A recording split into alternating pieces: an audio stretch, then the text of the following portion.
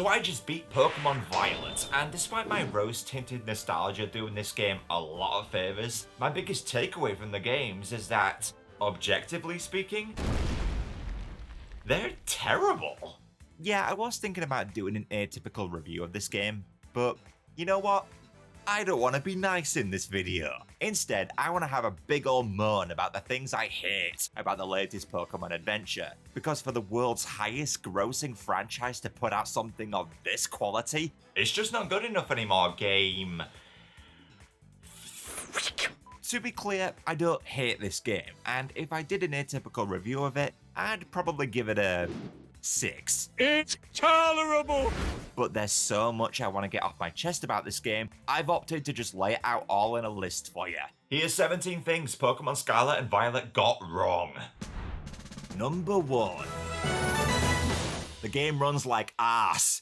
Yep, everyone is bringing this up and there's a reason for that. The game's frame rate is abysmal, just outright never sticking to 30 FPS and often dipping below 20. And maybe I'd be somewhat forgiving of the fact that a free roam title doesn't perform that well on the Switch, but, you know.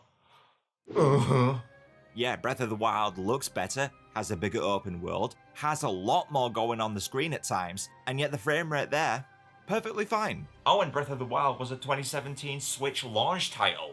What's your excuse, Game Freak?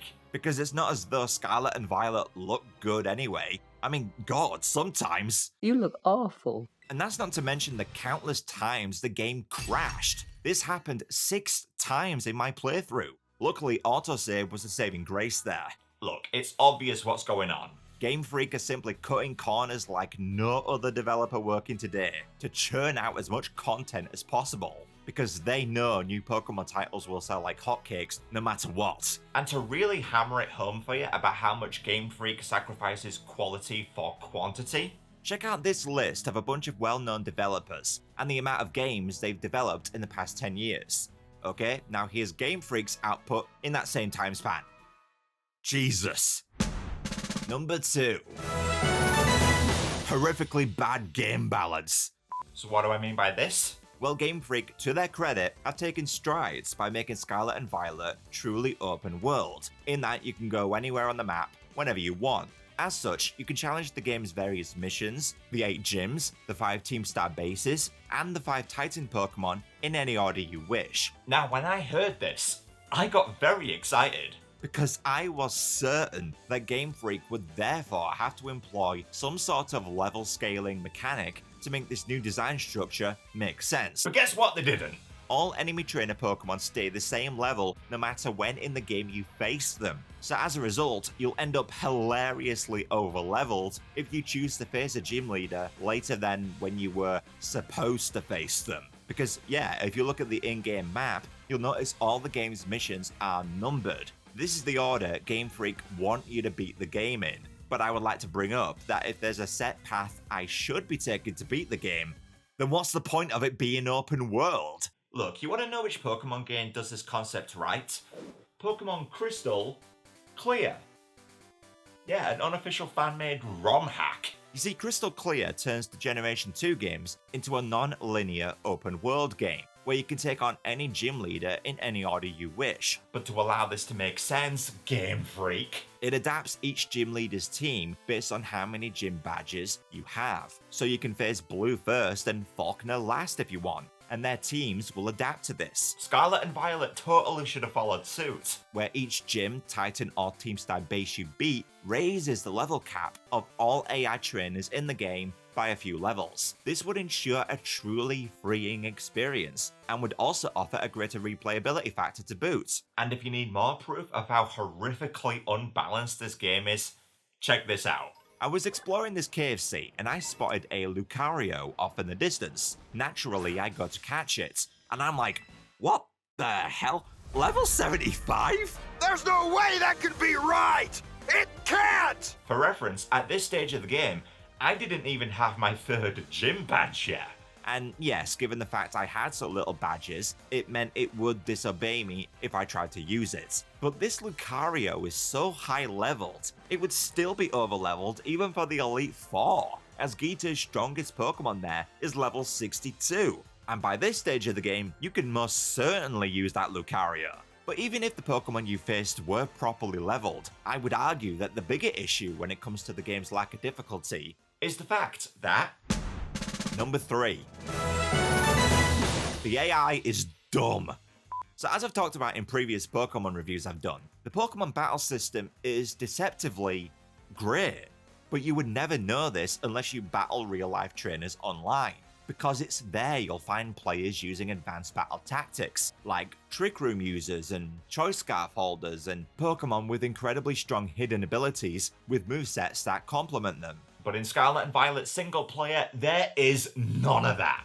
The movesets and AI here is absolutely bare bones, and they do not employ any kind of meaningful strategy. Not a single gym leader or Elite Four Pokemon holds any item, and the vast majority are just rocking simple damaging moves. Therefore, as long as you're using a Pokemon with a type advantage, and as long as you're not too underleveled, you win. I ended up being downright insulted by how easy this game is, and all I needed throughout my entire campaign was my Glade. It one-shot pretty much everything. The game might as well have given me a 100% accurate fissure. And if you want more proof of how easy this game is, YouTuber J-Rose was almost able to beat it with a single Magikarp, using no items in battle. And the only reason he couldn't do it is because Magikarp couldn't hit ghost types with its exclusively normal moveset. So any team that didn't have a ghost type, he beat it, including the entire Elite Four and the champion.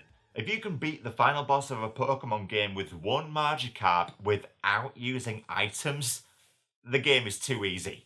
Fact. Look, I realize making the game harder might not be to everyone's tastes, but that makes it all the more important to add difficulty modes. Please, I've been hankering on about this for years, because as it stands, the best single-player Pokemon experiences you can play today are ones made by the fans. Can you imagine that being the case for any other gaming franchise? Fan-made GTA games beating Rockstar, fan-made Uncharted games beating Naughty Dog, fan-made Dark Souls beating From Software? No, it'd be ridiculous that they'd be better. And yet here we are with Game Freak and Pokemon. Number 4. Team Star bases are dumb too. Okay, so I don't have any issue with the Team Star bosses, but what I did end up finding unbelievably crap was the automatic battling feature.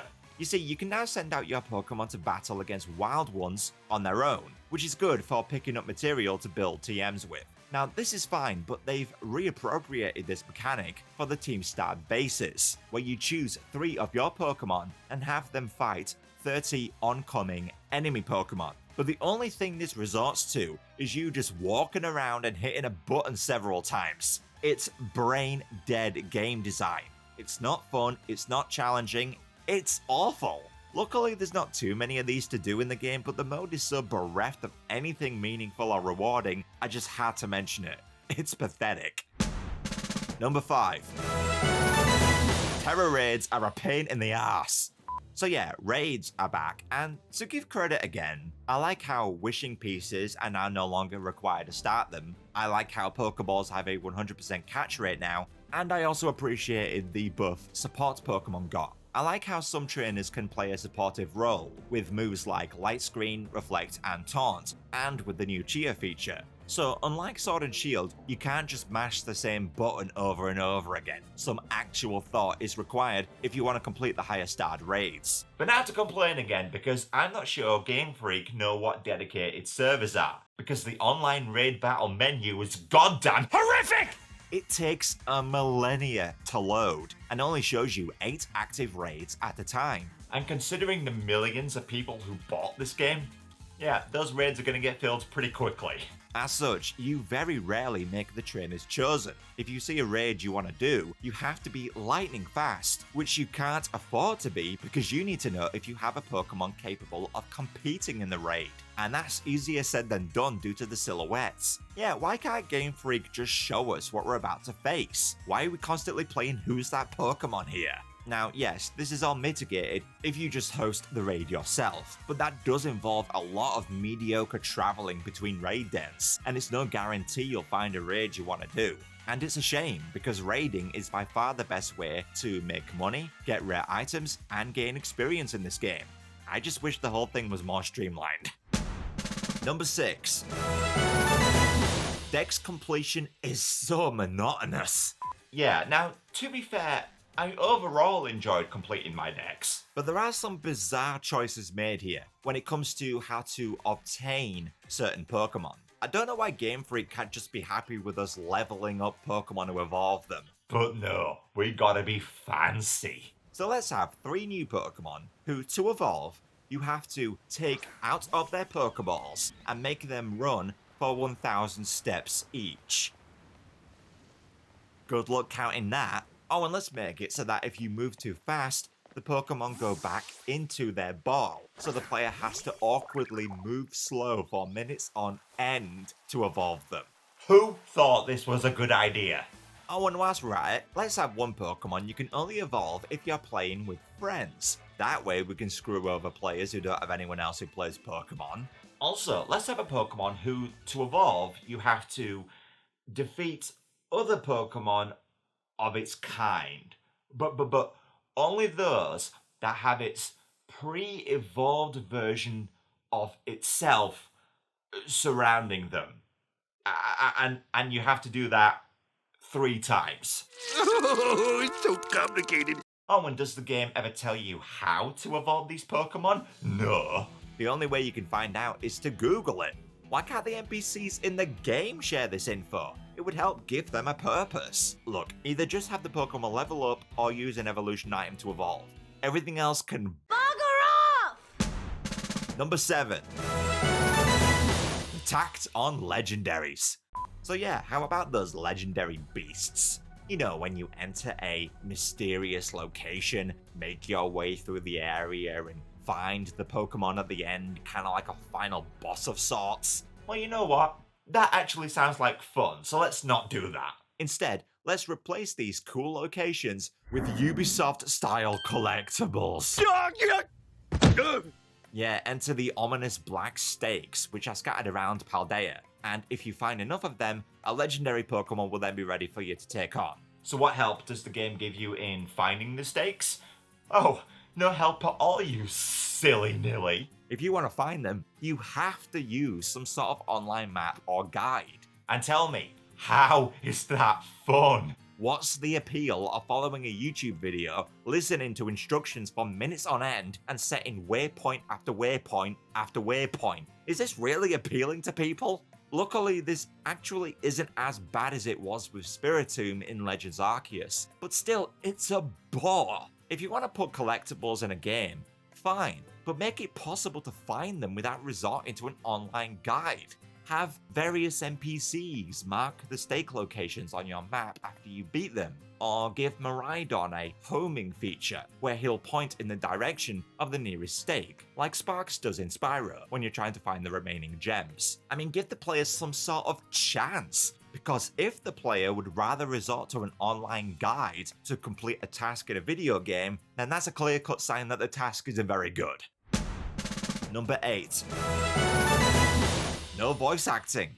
Yeah, pretty self-explanatory this one. I can't believe we're 9 generations in and the games still have no voice talent on board. And how hard would it be to implement?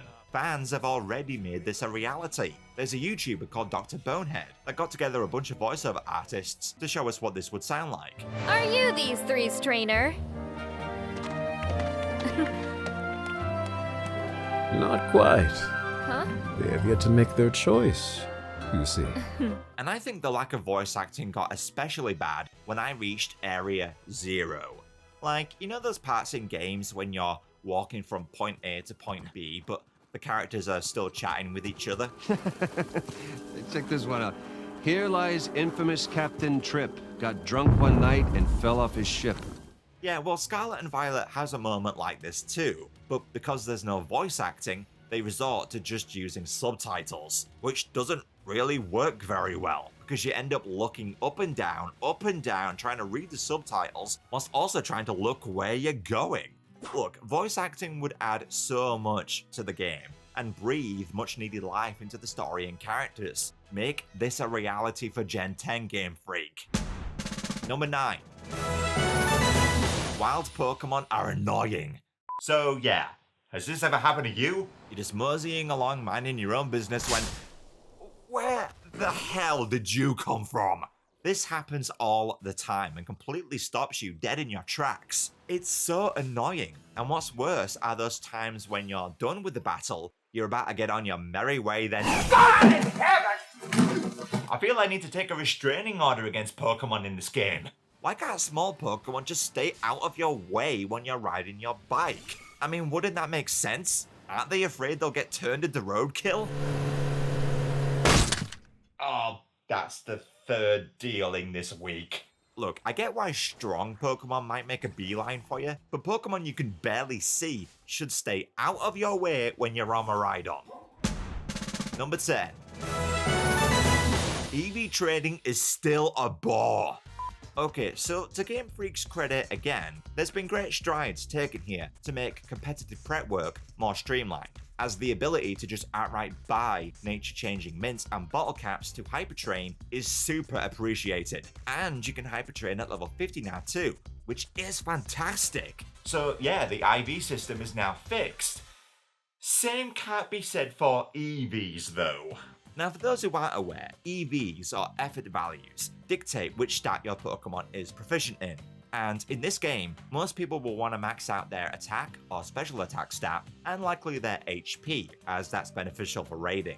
Now you can do this by simply buying vitamins like protein to max out a Pokemon's EVs. Problem is, this is super expensive. It would cost you 510,000 Pokédollars to max out one Pokemon's EVs. It's just not practical, even for the post game. So as for now, the only really feasible way to raise EVs is to defeat specific Pokemon that give you the EVs you need, like facing Chansey for HP or Scyther for attack, for example. And in order to max out a stat's EVs, you'll need to face a lot of these same Pokemon over and over and over again, which ain't fun. What is fun is trying out new team compositions and movesets, and thanks to experience candy, easily accessible bottle caps, and an always with you move tutor, this is possible. But EVs are still there to bite you in the ass. You want to get on with using your new Pokemon, but you gotta break out those power braces and go kill some Chansey first. What the hell? And it would be mitigated slightly if the EV reducing berries were more readily available. But unfortunately, they're hard to come by, with your best source of them being sold at an auction house. But if they don't sell the berry you're looking for, you're gonna have to either wait or change the clock on your Switch. I don't wanna have to do that. The EV system needs a complete overhaul for next gen. First off, you just should not pick up random EVs for defeating Pokemon. That's nonsense. Instead, the system should just be akin to what other RPGs do, like the Souls games for instance. When we level up, give the Pokemon some EV points, and then we can choose which stat we want to place them in. And most RPGs usually have some sort of item or NPC you can respec your stats with too, so implement that into the game somewhere. Or bring back the EV reducing berries, but allow us to grow them again like we could with the Poképelago in Sun and Moon. Once all of this is incorporated, Pokemon prep work will finally be where I want it to be. Number 11. The game is slow. And yeah, I'm not referring to the game's frame rate, I'm more on about its pacing and how much goddamn waiting there is in this game. For starters, there's the story. And yeah, it is better than most Pokemon games are, with Arven's story unexpectedly tugging at the heartstrings. And there's a cool twist towards the end of the campaign I wasn't expecting. But there definitely will be times when you're going to be presented with constant reams of text that just will not interest you. Yes, you're my rival. Yes, you're my principal. Yes, I pressed A a bunch of times. I'm the greatest trainer ever. Can I go catch some Pokemon yet? And the battle system is still slow as hell, with on-field effects taking a millennia to activate, to NPCs who won't shut up, to the new terastallization animation which you can never skip. Look, it takes me like 2 seconds to decide a move, and everything else in between that takes 10 times as long. And to make things worse, you can't even turn off battle animations anymore. I guess my love of ROM hacks has spoilt me, as emulators allow you to speed up the game whenever you want. because Scarlet and Violet, comparatively speaking, is like playing in slow motion. Number 12. Gym challenges are a right afterthought. Yep, they suck. For those who don't know, each gym has a little mini-game you gotta do before you face the leader. One has you completing the easiest rhythm game ever. One has you play hide and bloody seek. One has you awkwardly pushing a giant olive around.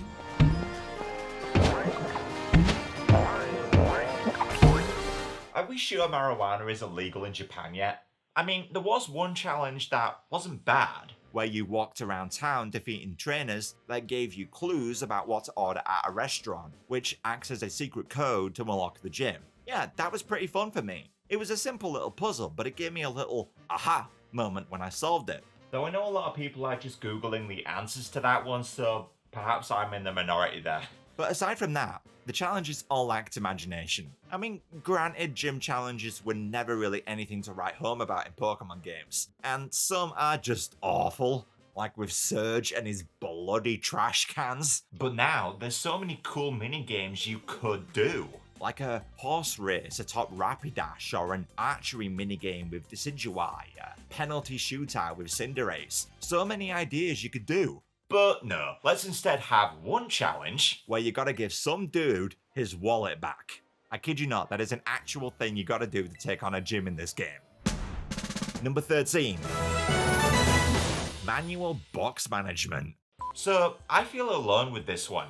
Am I the only one that dreads starting up new Pokemon games because of all the manual box setup you gotta do? Yeah, as I said before, I'm an avid Dex Completionist, and with 400 Pokemon in this game, I name the first box 1 to 30, then the next 31 to 60, and so on. It takes so long, but if you want to keep an organized living Dex, you've got to do this at the start of your adventure. An automatic box system would be so handy, and this was actually one of the features in the Let's Go games, a really underrated feature that no one else seems to talk about. Bring this back, please. Number 14. Lack of customization options. Yep, if you played the game, you'll know how nerfed the avatar customization is here. I mean, to the game's credit, the face customization is vastly improved, but the clothing customization has taken a major hit, as because you're at school, you wear a uniform. A uniform which you cannot take off. So yeah, that means no shirts, jacket, shorts, or pants. And this would be bad enough, but because the uniform has a blue and yellow color scheme, it means that any shoes, bags, or hats outside that color scheme are gonna clash. You can't buy anything red or green in this game, it would look stupid. So yeah, bring back regular clothing. And there is one additional customization option I would like to see in future games. Let's change our age. I mean, what was kind of interesting to see in this game was the age diversity of the students at Uber Academy, as I remember facing many kids, but also a lot of older trainers too. So this got me thinking, why didn't I get the option to select my age when designing my avatar? Yeah, Pokemon games always have you playing as a kid or teenager, which was fine for me when I was a kid playing these games, but now I'm not. So it would be nice if you could play as a grown-up. You've established that many adults are students at this school, so why can't I be one too? And if you play as an older trainer, the dialogue and story could adapt so the NPCs talk to you more appropriately. I doubt this will ever become a feature in future games, but a guy can dream. Oh, and speaking of customization options, did anyone else think they were going to get to customize their dorm room? Yeah, I mean, you enter it for the first time, and it's notably barren and plain. I could have sworn they were setting up the ability to later customize it. Add in some posters, Pokemon plushies, your collection of taxidermy dealing, you know, that sort of thing. And you could invite your friends online to check out your room, kinda like a modern day version of Secret Bases. But no customization present at all. I mean, literally the only thing you can do in this room is sleep in your bed. That's it. It's just weird how they set this room up, only to unveil there's nothing you can do in it. I'm thinking this is a feature that got cut in development. What do you think? Number 15. The cities are so dull. Yeah, so one of the best things about the previous linear Pokemon adventures was when you arrive in a new city and you're excited to check out what it has to offer, like big department stores or game corners or cool research facilities. But the cities in Scarlet and Violet don't have any of that. True, there's some shops, but barely any buildings have interiors. Get on down to real fake doors! Usually the only building you'll be bothered about in a city is its gym, but notice how they all look the same. Yeah, every single one is just a basic soulless glass building with one lobby. I mean, even the room you face the Elite Four members in is just a basic glass box. I mean, check out how inventive the Elite Four locales could be in previous games. What happened?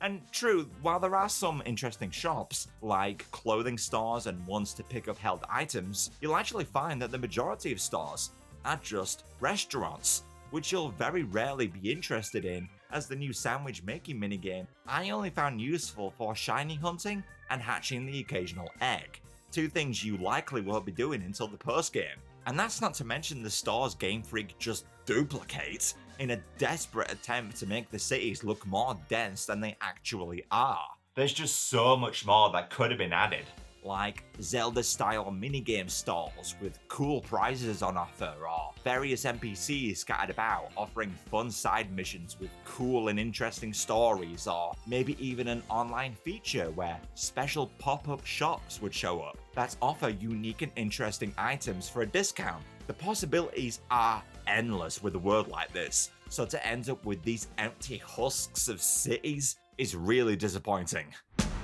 Number 16. No battle tower equivalent.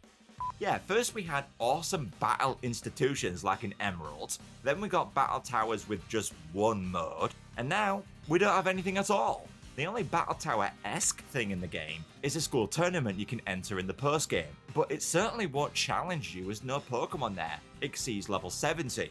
I mean, I get why there isn't a battle tower, as many previous battle tower restricted items are now simply available for purchase. But there's still so many rewards it could offer, like vitamin packs, EV berries, rare Pokeballs, or just outright Pokédollar winnings. Now, yes, the school tournament does offer some of those things, but I would like to be somewhat challenged for those items, because as it stands, this post-game event is so easy, some people are even using a turbo controller to get through it. Yeah, they just leave their consoles on, they select a specially crafted Pokemon, and then they sit back and relax as the money comes in. If people would rather have the gameplay itself, that's a sign that the game isn't very good.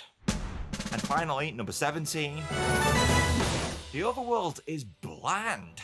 So yeah, Pokemon is now open world. Great, I love this. This is a fantastic step in the right direction. But at the end of the day, the world isn't that fun to explore. Mostly because there's criminally little to discover on your own. You've got all the waypoints on the map and new Pokemon spawns to discover.